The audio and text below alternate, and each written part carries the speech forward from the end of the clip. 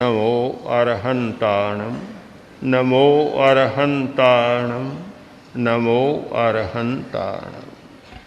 एक इंद्रिय चेतना, दूसरा अतीन्द्रिय चेतना। हम लोग इंद्रिय चेतना के स्तर पर ज्यादा जीते हैं। इंद्रिय चेतना को समझने के लिए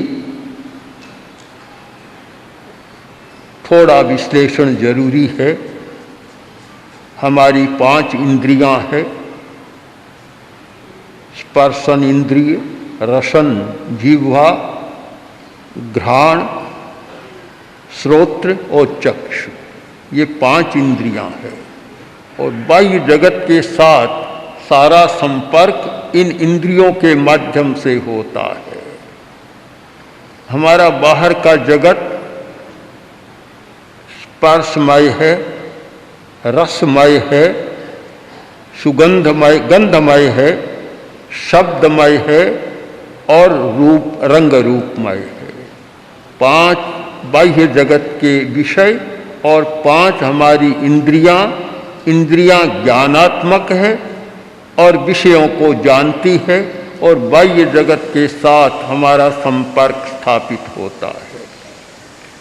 एक 6ठा इंद्रिय है, वह है मन। मन भी एक इंद्रिय है, विकसित है, इंद्रियों से विकसित है। इंद्रियां केवल वर्तमान को जानती है और मन त्रैकालिक है, वह अतीत, वर्तमान और भविष्य तीनों कालों को जानता है। उसका ज्ञान त्रैकालिक और इंद्रियों का ज्ञान केवल वर्तमान कालिक। बस हमारी सीमा, हमारे ज्ञान की सीमा, हमारे जीवन की व्यवहार की सीमा, इंद्रिय चेतना हमारी सीमा है। प्रेक्षा ध्यान का अर्थ है इंद्रिय चेतना का सम्यक नियोजन। इंद्रिय चेतना का नियोजन किया जाता है, होता है। प्रेक्षा देखना, यानी इंद्रिय चेतना का सम्यक नियोजन करना। हम देखते हैं, सुनते हैं, चखते हैं, यह इंद्रिय चेतना का नियोजन होता है। पर इसके 2 प्रकार बन जाते हैं।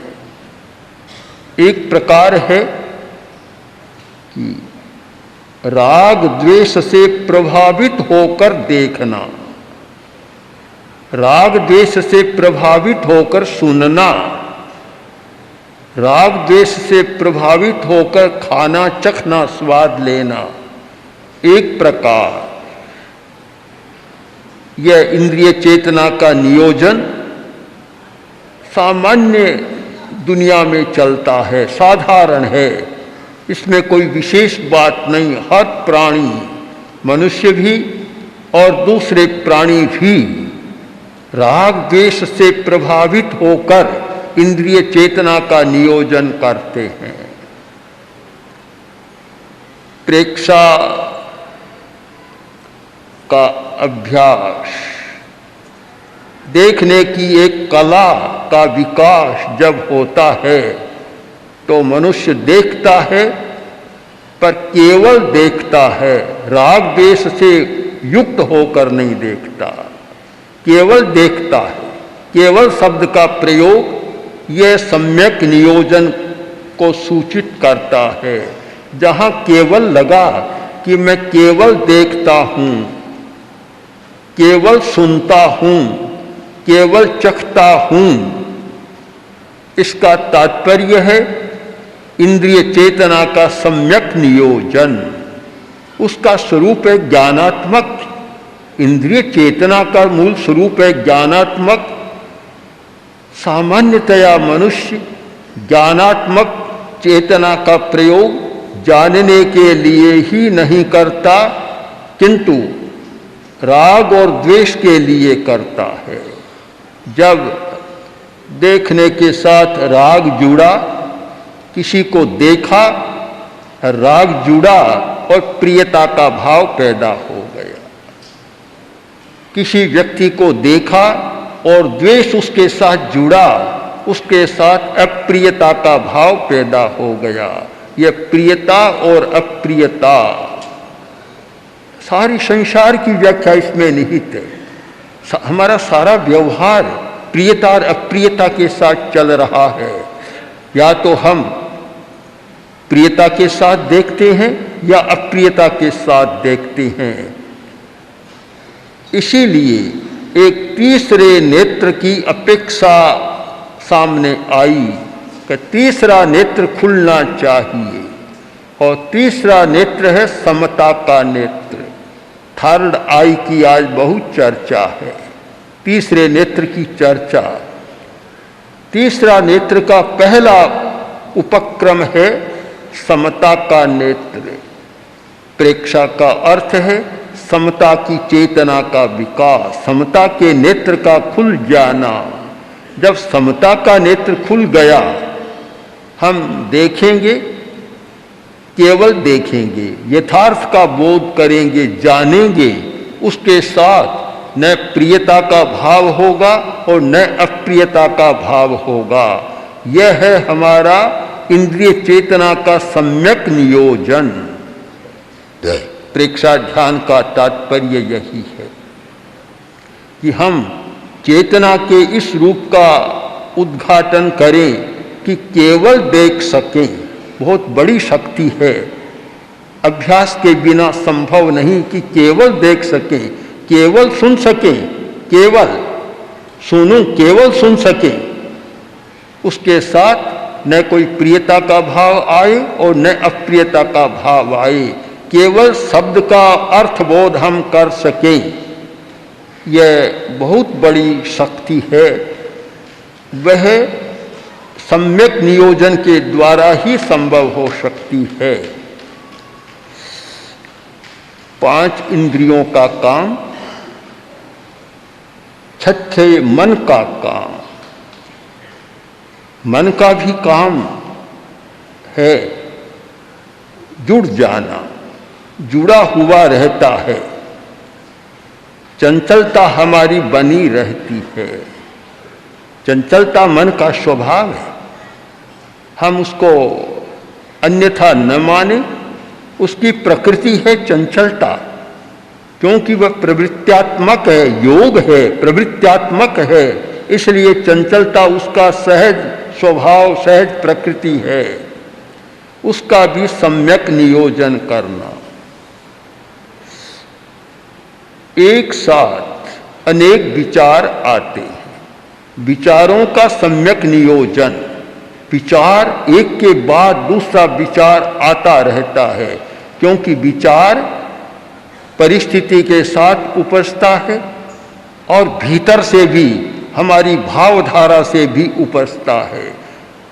मन की चंचलता के 2 स्रोत हैं, भीतर से भी चंचलता उसकी आती है और बाहर से भी आती है। ध्यान का अर्थ है उस चंचलता का निरोध करना, चंचलता को कम करना, रोकना। इसलिए 2 शब्द हमारे सामने आते हैं, व्यग्रम और एकाग्रम। एक आलंबन पर मन नहीं टिकता, आलंबन को बदलता रहता है। वह चेतना की, मन की अवस्था है व्यग्र अवस्था। और जब मन किसी एक आलंबन पर टिक जाता है, उस अवस्था का नाम है एकाग्र अवस्था। एक आलंबन पर टिक गया। ध्यान का प्रारंभिक अर्थ है एक आलंबन पर मन को टिकाने का अभ्यास।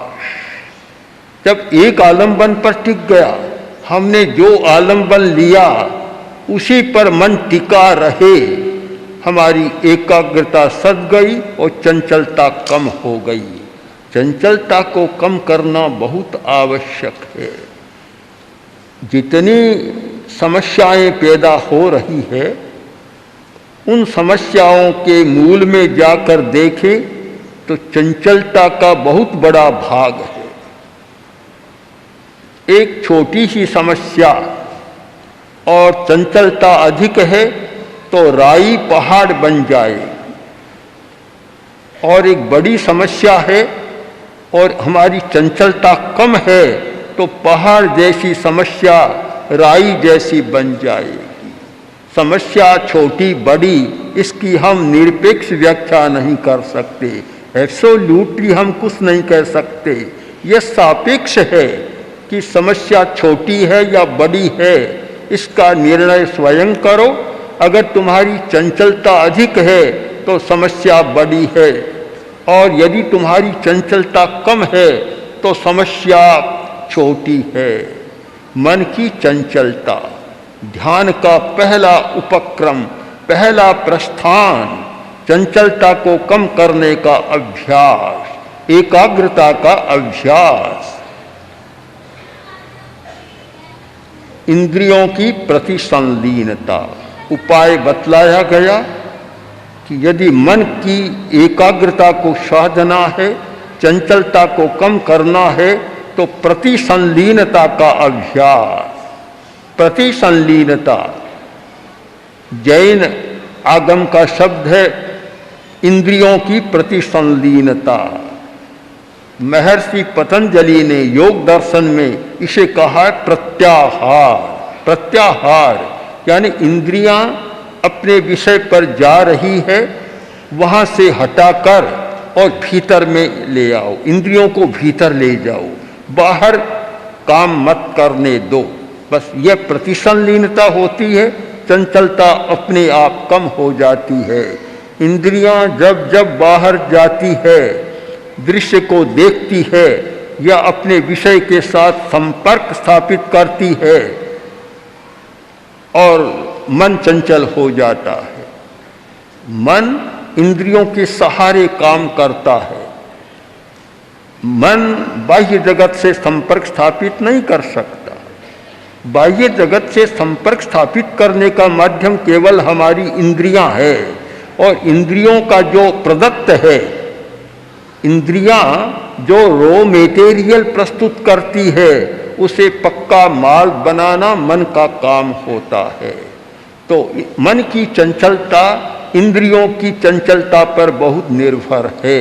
इसीलिए ध्यान में कहा जाता है आंख बंद कर लो। इसका मतलब कि बाह्य रंग रूप के जगत के साथ तुम्हारा संपर्क अब नहीं रखो। कान भी बंद कर लो, बाहर के शब्द को मत सुनो, बाह्य जगत से तुम्हारा संपर्क टूट जाए। पांचों इंद्रियों का निरोध, उनकी प्रतिसंलीनता, उनका संयम, इसीलिए कि मन की चंचलता न बढ़े। मन चंचल तब बनता है कि जब इंद्रियां पहले चंचल होती है। तो मन की समस्या का समाधान, मन का सम्यक नियोजन, मन को एक विषय पर लगा दो, एक विषय पर, एक आलंबन पर। और इसीलिए श्वास का आलंबन लिया गया। श्वास का आलंबन कि भी श्वास पर मन टिका दो, मन एकाग्र हो जाएगा। और कितना टिका रहेगा? 1 मिनट, 2 मिनट, 4 मिनट, 10 मिनट, जितना एक विषय पर टिकेगा एकाग्रता बढ़ेगी और यह इंद्रिय चेतना का सम्यक नियोजन हो जाएगा। फिर इंद्रियां समस्या पैदा नहीं करेगी और फिर मन भी समस्या पैदा नहीं करेगा। समस्या के समाधान का, आंतरिक समस्या के समाधान का सबसे बढ़िया सूत्र है इंद्रियों का सम्यक नियोजन। प्रेक्षा ध्यान का स्वरूप।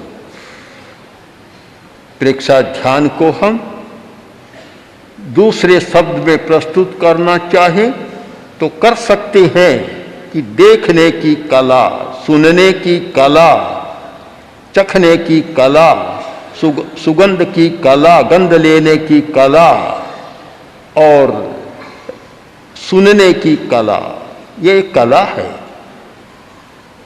जब सम्यक नियोजन हुआ और कला का रूप बन जाएगा। रेखाएं खींची जाती है और चित्र बन जाता है। रेखांकन चित्रांकन हो गया, चित्र बन गया। रेखाएं कुछ नहीं लग रही थी, चित्र बना और एक कलाकृति बन गई, सुंदर लगने लग गया। हम भी अपने अंतर जगत को बहुत सुंदर बना सकते हैं। जब तक इंद्रिय चेतना का सम्यक नियोजन नहीं होता, हमारा भीतर का जगत भी सुंदर नहीं होता। बाहर से व्यक्ति कैसा ही लगे, भीतर का जगत अच्छा नहीं होता और संपर्क में आने वाले पर पता लगता है कि यह कैसा है।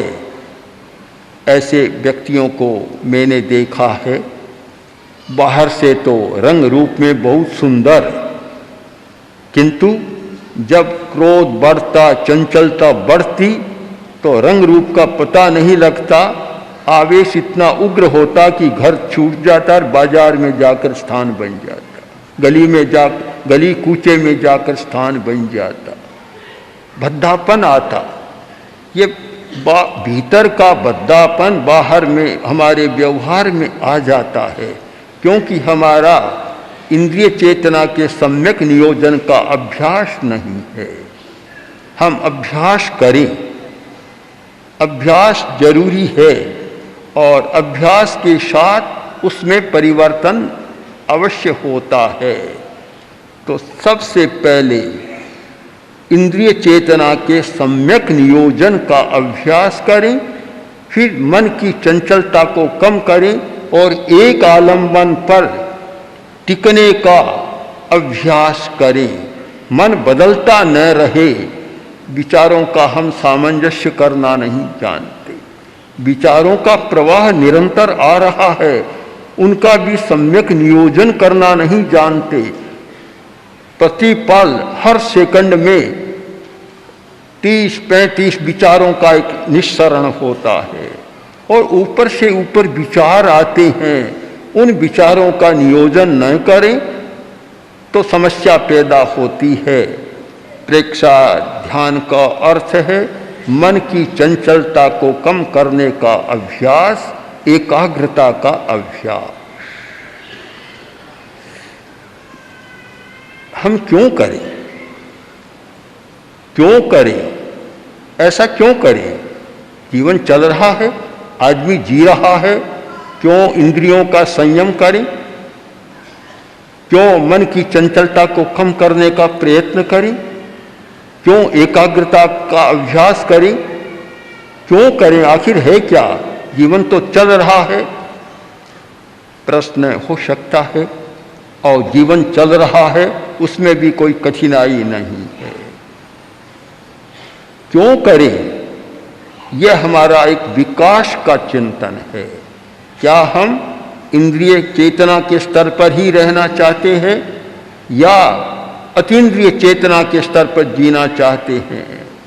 उसका अपना अलग अनुभव है। अतीन्द्रिय चेतना का अनुभव जो इंद्रिय चेतना से भिन्न होता है और जिसमें अतीन्द्रिय चेतना का पहला स्फुरण होता है, पहली रश्मि का प्रकाश मिलता है, दुनिया से अलग सा मालूम पड़ता है। इस विषय में एक कहानी भी बड़ी महत्वपूर्ण होगी कि राजा की सवारी जा रही थी। प्राचीन काल में जब राजा की सवारियां निकलती, इतना ठाठ बाट, इतना वैभव का प्रदर्शन और हजारों हजारों लोग उसे देखने के लिए आतुर हो जाते। सवारी जा रही थी, बाजार आया, हजारों लोग खड़े हैं और राजा का अभिवादन कर रहे हैं। जाते जाते राजा ने देखा एक हिस्से पर मैदान था, मैदान में 5-7 बालक बैठे। राजा को आश्चर्य हुआ कि हजारों लोग, बड़े बड़े लोग मेरे वैभव को देखने के लिए उत्सुक और आतुर हो रहे हैं और ये 5-4 बच्चे बैठे हैं, आंख उठाकर सामने नहीं देख रहे। दुनिया का नियम है, जिसे देखना लोग चाहते हैं उसे वह नहीं देखता, और जिसे नहीं देखते उसे वह देखने लग जाता है। राजा का ध्यान उनमें अटक गया। महावत से कहा, हाथी को रोको। हाथी को रोका, राजा नीचे उतरा। अधिकारी घबरा गए कि क्या हुआ, अकस्मात ये क्या हुआ। सब इकट्ठे हो गए, बोले महाराज क्या कि नहीं, मुझे इधर जाना है। राजा वहाँ गया जहाँ बच्चे बैठे थे। राजा जाकर खड़ा हो गया तो भी बच्चों ने देखा नहीं। एक बच्चा रेत का एक ऊपर बनाया हुआ है, उस पर बैठा है, 4-5 बच्चे सामने बैठे, उसने आंख खोलकर भी नहीं देखा। कुछ देर खड़ा रहा, देखा नहीं। तब राजा बोला, ओ बच्चे देखो कौन खड़ा है। तब जो बच्चा मुखिया था बोला कि मुझे क्या लेना देना, कोई खड़ा होगा मुझे क्या। अरे देखो राजा खड़ा है, खड़ा है तो खड़ा है, मुझे क्या, मुझे क्या।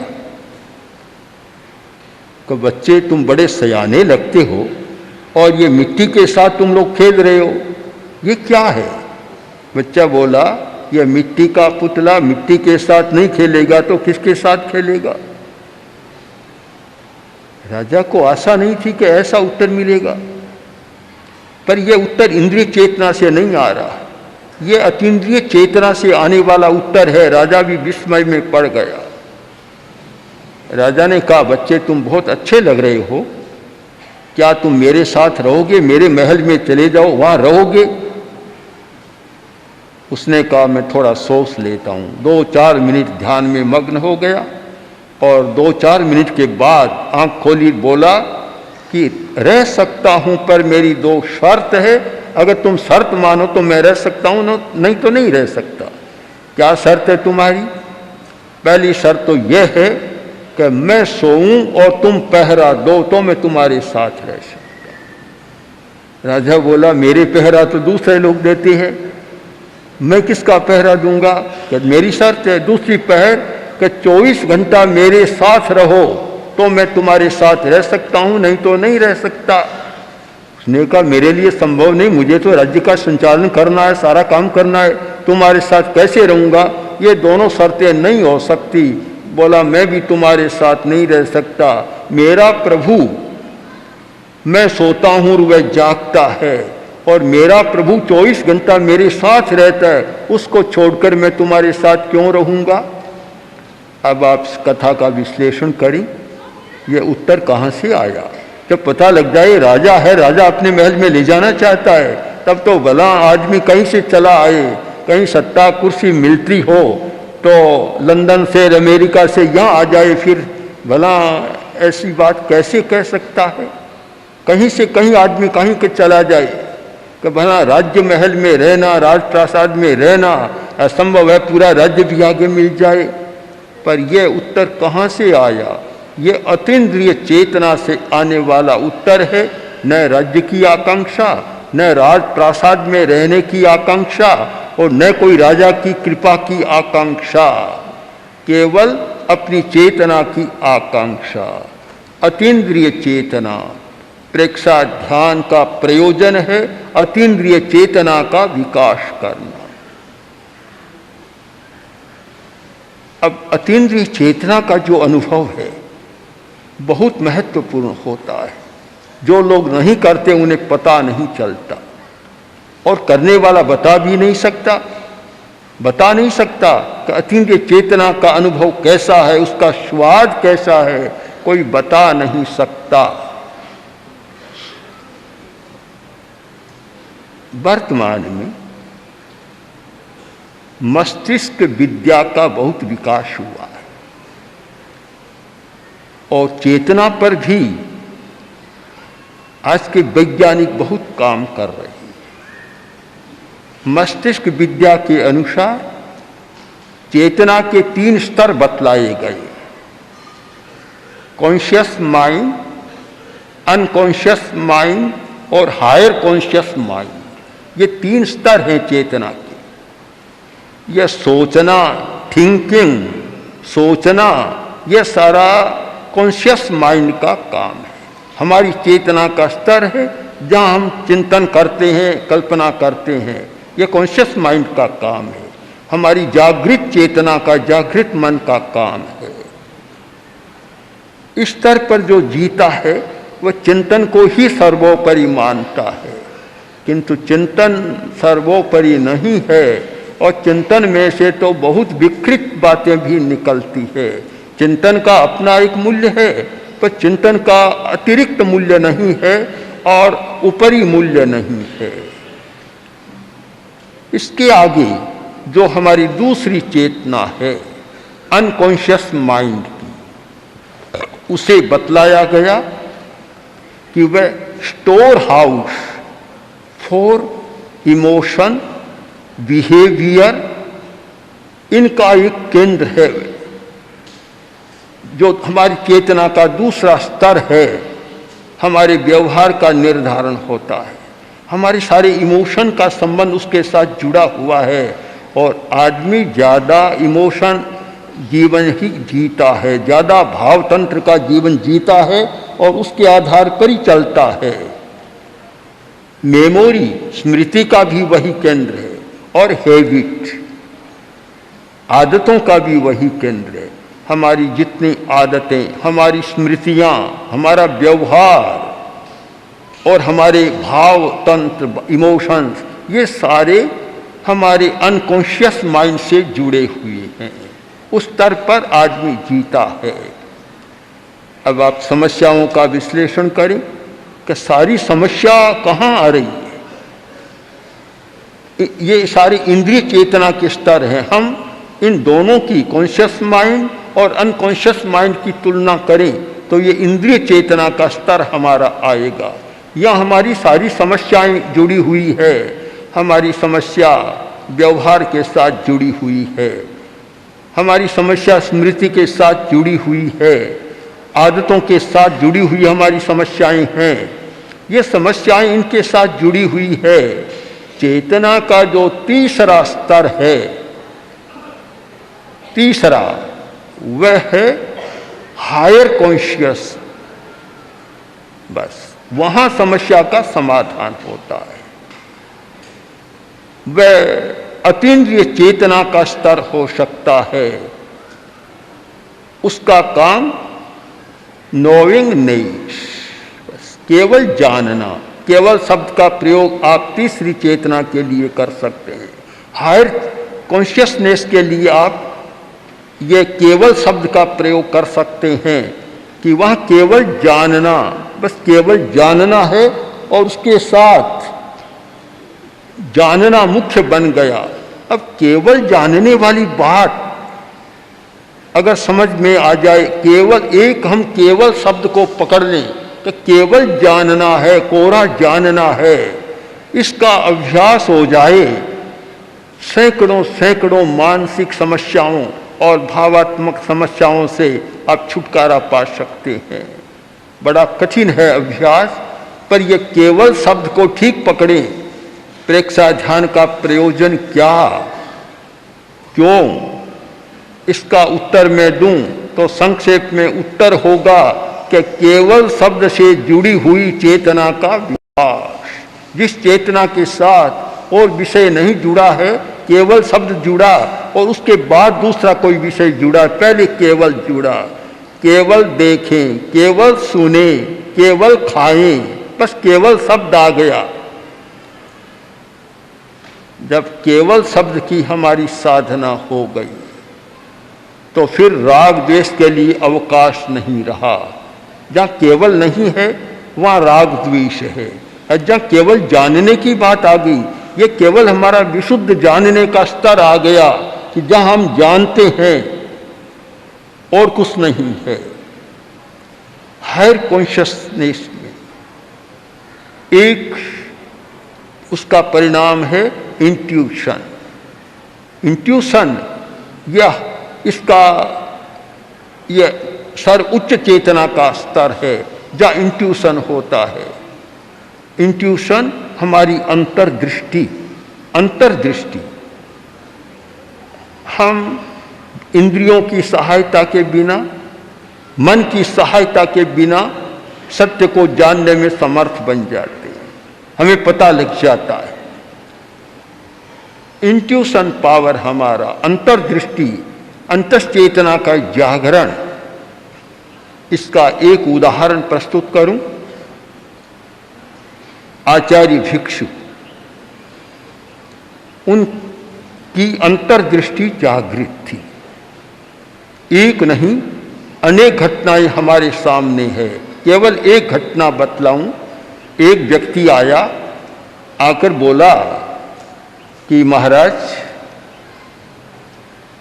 घोड़े के पैर कितने होते, गाय के पैर कितने होते? आचार्य भिक्षु बोले 1, 2, 3 और 4। बोला मैंने तो सुना था कि आप बहुत बुद्धिमान हैं, बड़े विद्वान हैं, पर इसका उत्तर तो छोटा बच्चा दे देता सीधा कि 4, और आप गिनते हैं 1, 2, 3, 4। आचार्य भिक्षु बोले कि मैं सीधा उत्तर दे देता तो तेरा अगला प्रश्न होता कि कन खजूरे के पैर कितने होते हैं। तब मैं सोचता और तू कहता पहले तो झट से बोले, इस बार नहीं बोले तो पता लगता। बोला मेरा सोचकर तो यही आया था। अब वह जो सोचकर आया था कैसे पता लगा? न उसने बताया, न कोई बातचीत हुई, पता कैसे लगा? यह अंतर्दृष्टि, हमारा इंट्यूशन पावर, जब वह अंतर्दृष्टि जागृत होती है तो हर बात का पता लग जाता है। इसे प्रातिभ ज्ञान, योग शास्त्र में, योग के ग्रंथों में एक कहा गया प्रातिभ ज्ञान। प्रातिभ ज्ञान के बारे में आचार्य हरिभद्र ने, आचार्य हेमचंद्र ने, अनेक आचार्यों ने लिखा कि केवल श्रुतयो पृथक, न तो वह केवल ज्ञान है और न श्रुतक ज्ञान है, न तो दिन है न रात है, यह संध्या का ज्ञान है, मध्यवर्ती ज्ञान है। इसमें प्रातिभ ज्ञान में पता लग जाता है। जैसे वहाँ उदाहरण दिया जाता है, सो में भ्राता आगमिष्यति, कल मेरा भाई आएगा। अब कल मेरा भाई आएगा, न कोई फैक्स आया, न कोई फोन आया, न कोई और कुछ पता लगा, बस अपने आप एक भीतर से हो गया कल मेरा भाई आएगा, और वह आ जाता है। यह है प्रातिभ ज्ञान। आज हमारी समस्या क्या है कि हम अतीन्द्रिय चेतना का विकास नहीं कर रहे हैं, हायर कॉन्शियस माइंड की चेतना को जागृत नहीं कर रहे हैं, और केवल नीचे के स्तर की जो चेतना है, कॉन्शियस और अनकॉन्शियस, उसमें उलझे हुए हैं। इसीलिए हमारी समस्याएं उलझ रही है। यदि हम उच्च चेतना के जागरण का प्रयत्न करें तो फिर समस्या का समाधान हो सकता है, क्योंकि यहाँ राग द्वेष का स्तर नीचे रह गया। प्रेक्षा ध्यान का महत्वपूर्ण प्रयोजन है अतीन्द्रिय चेतना का विकास कैसे हो, उसकी साधना करना। बड़ा महत्वपूर्ण ये हमारा स्तर है। और वर्तमान की दुनिया में जो समस्याओं से बहुत घिरी हुई दुनिया है, इसीलिए समाधान नहीं हो रहा है। एक समस्या को सुलझाते हैं और दूसरी समस्या फिर सामने आ जाती है। गलत्ये का चिंता भवति पुनरन्या तदधिका, उपाध्याय विनय विजय ने लिखा। गलत्ये का चिंता, एक चिंता समाप्त होती है, दूसरी चिंता फिर आगे तैयार है। एक समस्या सुलझती है, दूसरी समस्या फिर आगे तैयार है। ये समस्याओं का चक्र क्यों चल रहा है? ये समस्याओं का चक्र व्यूह क्यों हमारे सामने है कि हम अतीन्द्रिय चेतना की विकास की दिशा में प्रस्थान नहीं कर रहे हैं। हमें चिंतन करना है कि इंद्रिय चेतना से काम लेना है, व्यवहार के धरातल पर जीना है। आदतों को भी हम एकदम नहीं छोड़ सकते और उनसे पैदा होने वाली समस्याओं का भी अतिक्रमण हम नहीं कर सकते। पर यदि हमारा लक्ष्य बन जाए हमें अतीन्द्रिय चेतना का विकास करना है, तो स्थिति में काफ़ी परिवर्तन आ सकता है। हमारी समस्याएं बहुत गौण हो सकती है, और जो समस्याएं आज सिर का भार और तनाव का रूप ले रही हैं, उनमें परिवर्तन आ सकता है। और अतीन्द्रिय चेतना का विकास कब संभव है? कि जब मन की चंचलता को आप कम करें, उसी अवस्था में संभव है। मन की चंचलता और इंद्रियों की चंचलता जब तक है, तब तक अतीन्द्रिय चेतना का विकास होना संभव नहीं है। प्रेक्षा ध्यान का अभ्यास करने वाले अपनी दृष्टि को स्पष्ट बनाएं कि हमें कहाँ जाना है, कहाँ पहुँचना है। हमारा लक्ष्य इतना छोटा नहीं होना चाहिए कि शरीर स्वस्थ हो जाएगा, ये हो जाएगा। पर ठीक एक हो सकता है, पर हमारा मूल लक्ष्य वह नहीं है। मूल लक्ष्य है इंद्रिय चेतना का नियोजन करके और अतीन्द्रिय चेतना का विकास करना है, और जिसका विकास होने पर सारी दुनिया बदल जाती है, सारे दृश्य बदल जाते हैं। हमें वहाँ पहुँचना है। ये दृष्टि हमारी साफ होगी तो फिर ध्यान करने का सारा आपका उद्देश्य ही बदल जाएगा और दृष्टिकोण बदल जाएगा। क्यों? जब तक दृष्टि हमारी साफ नहीं है, हम ध्यान के प्रति उतने समर्पित नहीं हो सकते। क्योंकि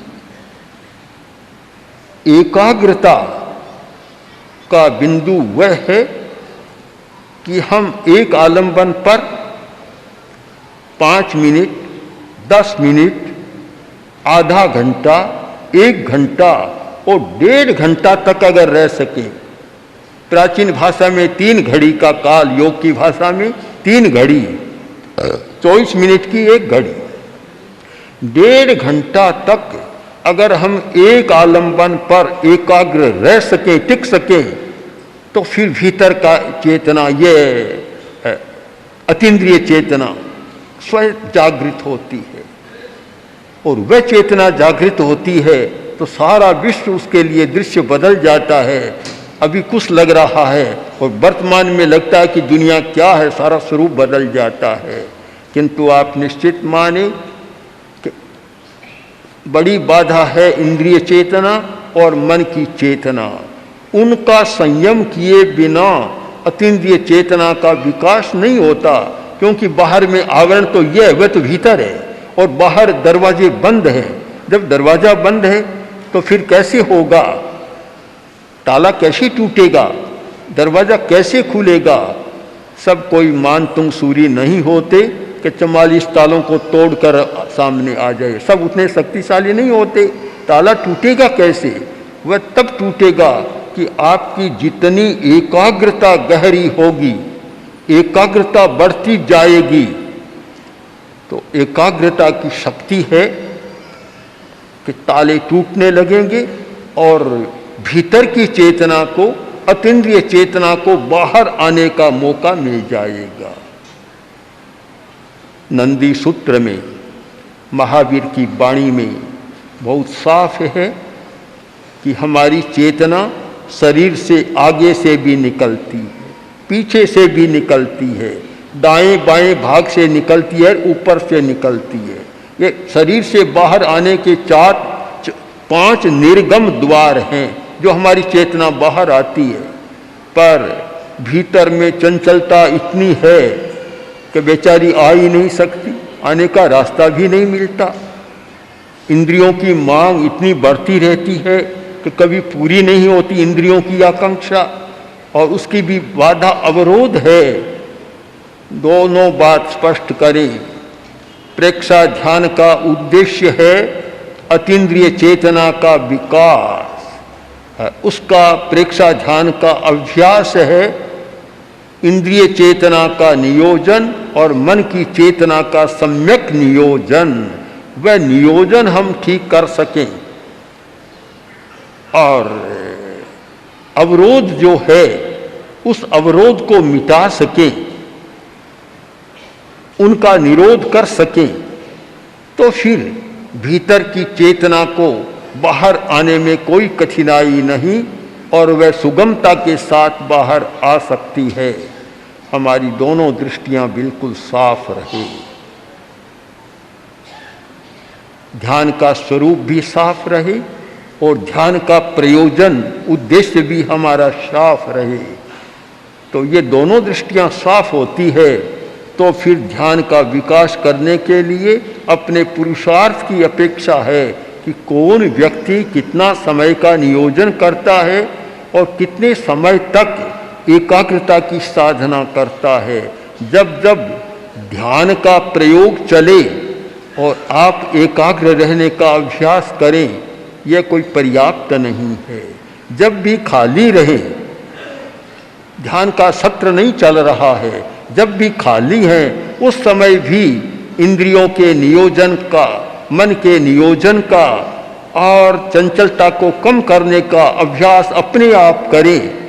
इतनी तन्मयता, इतनी लगन हो जाए तो सचमुच लक्ष्य तक पहुंच सकते हैं और अतीन्द्रिय चेतना की जागरण की अनुभूति हो सकती है। अनुभूति, एक अनुभूति हो जाए, थोड़ा सा अनुभव हो जाए, फिर किसी उपदेश की जरूरत नहीं, कुछ कहने की जरूरत नहीं, वह अनुभूति ही हमें आगे बढ़ा सकती है।